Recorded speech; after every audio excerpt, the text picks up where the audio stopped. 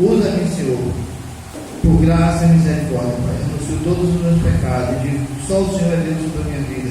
E me usa, Pai, como instrumento para a honra e glória do seu santo nome, meu Pai. É isso que eu te peço. E já te agradeço com a certeza daquilo que eu venho a falar, a sua igreja, aos seus filhos, é para a honra e para a glória do seu nome. Assim eu creio, aqueles que creem diz. Amém. Nós estamos falando aqui da cura de um cego. Se eu tenho menos, não sei o que a Bíblia fala, a cura de um cego de Betsaida. A Bíblia fala mais 3 vezes, eu não vou falar bem com vocês, mas mais 3, 4 vezes que Jesus curava cego. A Bíblia várias vezes Jesus curava um cego. Esse aqui é mais um cego, né?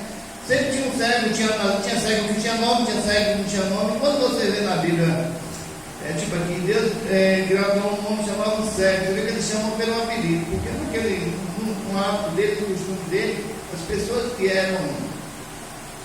tinham algum tipo de enfermidade, era considerado pecador. Ele não conhecia nem a pessoa nem pelo nome, conhecia a pessoa pela deficiência. Ele sempre falava, um endemoniado, uma prostituta, não sei o que, porque para ele, para os olhos das pessoas, era o costume dele chamar as pessoas que tinham debilidade, eles tinham como aquela pessoa era maldita. Então sempre você vai entender, as pessoas não têm nome, muitas vezes não tinham nome, as pessoas não eram reveladas o nome, não eram conhecidos. Mas a Bíblia diz assim no versículo, vamos comentar aqui no versículo 23, 24 e 26. Creio que vai ser de grande importância para a gente. No 23 diz assim, primeiro no 22 fala assim, tornou e chegou e então, quando você vê então, ou tipo assim, e então é porque aconteceu algo antes, é a continuação da palavra. Eu vou falar assim, então fez isso, então aqui esse então trouxeram, então aqui chegou, tem Bíblia para falar trouxeram, a minha Bíblia fala que chegou. E então chegou em Betsaida e trouxeram-lhe um cego e rogaram-lhe que lhe tocasse, que Jesus lhe tocasse, né? E aí no 23, e tomando-lhe o cego pela mão, Jesus levou para fora da aldeia e cuspindo-se nos seus olhos, impondo-lhe as mãos, perguntou-lhe: via alguma coisa? Se via alguma coisa. Jesus pega aquele cego, ele poderia curar ou não poderia curar naquele lugar, naquele mesmo lugar, naquele mesmo contexto? Poderia. Toda vez que Cristo ele curava, ele sempre dizia: olha, levanta-te e anda, tua fé te curou. O cego, às vezes, ele dizia, teve alguns casos, teve algum outro caso que teve um outro cego que ele cuspiu na terra, fez o pó da terra. Você lembra dessa música? Está lá em Mateus 8 também. E cuspiu na terra, fez o pó da terra e passou no olho daquele cego, e aquele cego enxergou imediatamente. Tem um outro caso que ele diz, um outro cego, que ele conta que lavou no tanque de Betel, no tanque de Sinoé, mandou lavar algumas vezes, logo em seguida o homem enxergou imediatamente. E nesse caso aqui eu fiquei meditando, porque nessa história, que é contada só no livro de Marcos, que é mais uma cura, mais um milagre que Jesus fazia e continua fazendo até o dia de hoje, amém? Ele tirou a pessoa daquele lugar. Ele poderia curar naquele lugar, mas ele tirou a pessoa daquele lugar, tirou aquele cego daquele lugar, tirou para fora da cidade ou para fora da aldeia e fez um milagre fora da aldeia. O que é que nós entendemos com isso?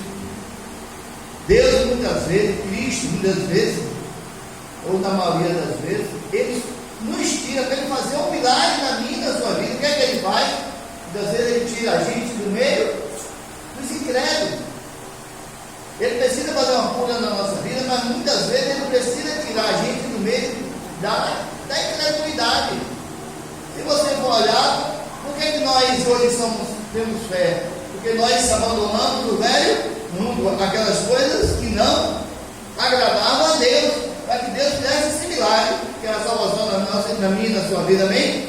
Ele nos tirou do meio daquele povo. E nesse contexto aqui, nesse contexto desse cego, quem estava ali com esse povo? Se você for olhar no versículo 8 antes, se você for ler o versículo todo, você vai encontrar aqui que eram os fariseus. fariseus. Lembra que aonde Jesus andava, ele levava multidões, fariseus, hipócritas, escribas. Eram multidões, eram pessoas que queriam ser curadas, mas eram pessoas que também queriam achar em Cristo algum defeito. Tipo, essas pessoas que trouxeram aqui imploraram para que ele fizesse a cura. Então eu quero ver, tipo assim, né? Se você é Cristo mesmo, eu quero ver. Faça aí agora. Mas Cristo só conhece os nossos corações. E ele fala, ele não achou, se você falar aqui, quem estava aqui atrás dele eram os fariseus. Era procurando a ele a quem acusar de alguma coisa. E Cristo, quando ele faz um milagre na minha e na sua vida, não é para exaltar o homem, mas é para exaltar e engrandecer o nome dele. Então, nós entendemos que Cristo, para fazer milagre na minha e na sua vida, nós precisamos muitas vezes sair da nossa continente, sair daquilo da nossa zona de conforto, daquele lugar, daquele território onde nós estávamos, onde nós andamos. Porque a gente não consegue agradar ao mundo e agradar a Deus. Consegue, não? Não consegue. Mas tem que deixar o que é velho para trás. E agora, para que Cristo faça um milagre na nossa vida, para que a gente tenha que sair da nossa aldeia, do nosso território. A Bíblia diz que aquele que não largar pai e mãe não é digno de seguir a Cristo. Então Cristo, nesse contexto, para que Cristo faça um milagre na minha e na sua vida, muitas vezes ele tem que nos arrancar de uma área, de um lugar, de um conforto, de uma cidade, né? Às vezes nos envia para um outro lugar e a gente não entende nada. Mas Deus, ele quer nos arrancar para que a gente faça, para que ele faça um milagre na nossa vida. É assim tremendo da gente ver a Bíblia, de que forma as coisas aconteciam, e a gente traz para o dia de hoje, a gente começa a refletir, a gente vê que Cristo não mudou. Cristo não faz um milagre, ele pode até fazer. Se você for olhar para o versículo 8, antes, se você depois quiser chegar em casa e você ler, você vê o que ele diz do povo. Ele fala, olha, no versículo 11, porque não vai dar tempo aqui, mas no versículo 11, se você for olhar, você vai entender melhor. No versículo 11, acho que 26 aqui de Marcos, mas ainda não vai levar, você vai ver que Jesus, ele tinha, vamos falar assim, amaldiçoado essa cidade de Betsaida. Era uma cidade que Cristo tinha prometido que não faria mais nada para aquele povo. Era 3 cidades. Era Betsaida, eu não vou falar aqui não, mas até que é 3 cidades. Para Mateus 11, que é 26 por aí. Ele tinha prometido que tinha 3 cidades na Bíblia que ele. Não é 26. Eu não vou procurar aqui, não vai ter tempo. Mas depois vocês podem olhar lá que a gente tem essa promessa, 10 cidades, mas Betsaida. Mesmo os 12 deles tinham tempo de sair de 3 de Betsaida. Dessa cidade. Era uma cidade pesqueira, uma cidade Betsaida, esse lugar de pesca. Mesmo dentro dessa cidade, naquela cidade era um povo incrédulo. Se Cristo faz um milagre na vida daquele homem ali, as pessoas não iam entender. As pessoas não iam ali, estavam ali com o sentido de procurar o que acusar Cristo. Ele tira esse homem desse lugar. E tem gente até hoje, irmão, que Cristo já fez um milagre na vida. Cristo já fez um milagre na vida. Cristo já chamou, já tirou do seu território, da sua área de conforto. Acho que nós todos aqui, se não foi ainda, você não percebeu ainda, mas Cristo está fazendo um milagre na minha e na sua vida, Ele tirou de algum lugar. Foi ou não foi? A gente teve que deixar alguma coisa para trás. Teve gente aqui no nosso meio, eu não sei, eu acho que não. Mas teve gente que Deus arrancou do candomblé. Teve gente que Deus tirou da mesa do bar, tirou da prostituição, tirou da mentira, tirou de algum lugar. Deus tirou para que Ele fizesse milagre, para que Ele fizesse milagre na nossa vida. Então nós entendemos com isso. No 24 ele fala assim, diz assim no 24, assim, e levando ele, tirando ele da cidade, levantando-se os olhos, e disse, veja os homens, pois vejo como, ele respondeu, pois vejo andando como as árvores.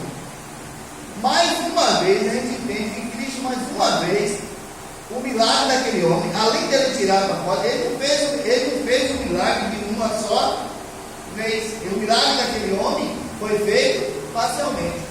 Eu já vi uma ministração, eu não sei quem estava na igreja, acho que aqui, só Fabrício e Rosa, nessa época, que Sara Shiva ministrou sobre esse capítulo e ela falou que essa segunda visão de árvore que esse homem via é a visão perfeita de Cristo, porque o homem viu com tanta nitidez que ele via as árvores, as coisas em movimento.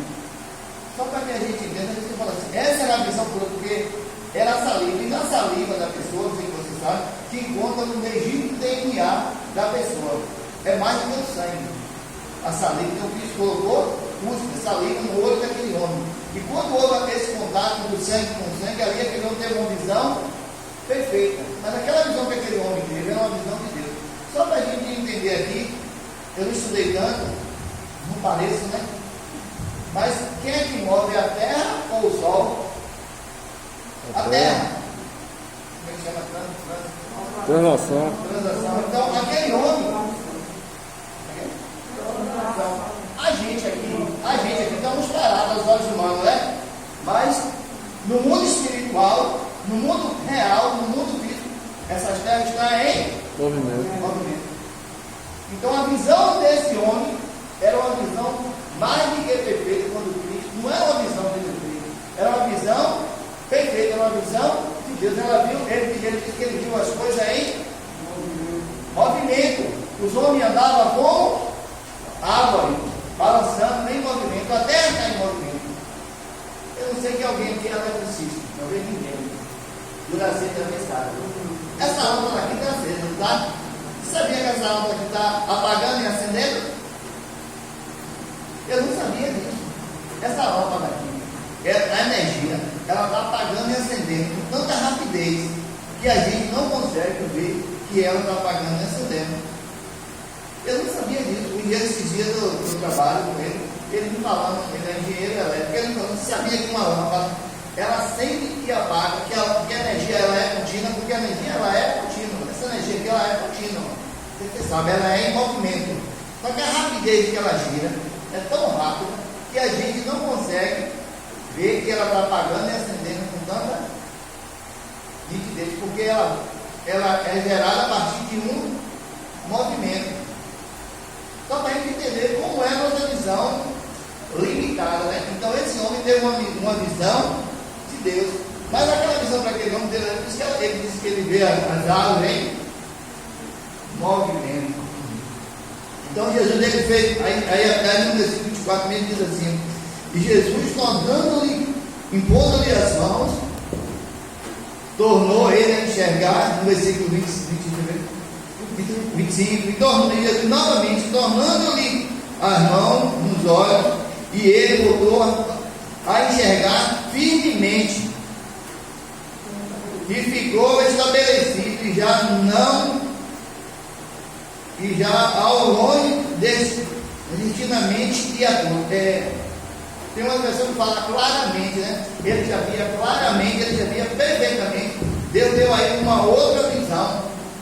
Para quê? Para tudo isso que Deus, porque tudo isso que Deus fez, ele tem um propósito disso tudo. Ele queria mostrar naquele homem que ele era capaz de fazer o milagre e fazer muito mais. Nesse contexto aqui, que nós estamos vendo, esse cego, essa cura desse cego, foi depois, se você for olhar no versículo 8 aí, se você está com a Bíblia aberta uma vez, foi depois de quê? Da cura, da segunda multiplicação dos peixes. Jesus já tinha feito um milagre na vida daqueles homens, mas